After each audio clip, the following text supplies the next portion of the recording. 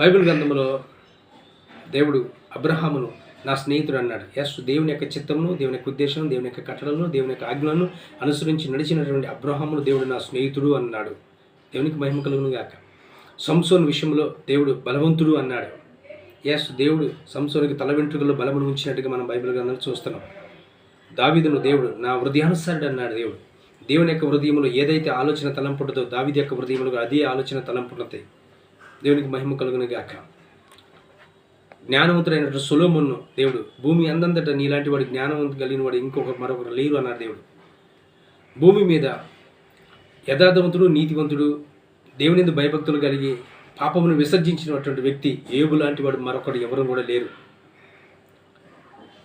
బాప్తిజం ఇచ్చి యోహాను గురించి యేసు ప్రభు వారు సెలవిచ్చిన మాట, స్త్రీలు కనిన వారిలో భూమి మీద బాప్తిజం ఇచ్చి యోహాను కంటే గొప్పవాడు ఎవరు లేరు. దేవుడు నిన్ను గురించి ఏమని సాక్ష్యం ఇవ్వగలడో ఆలోచించండి. ఆమేన్.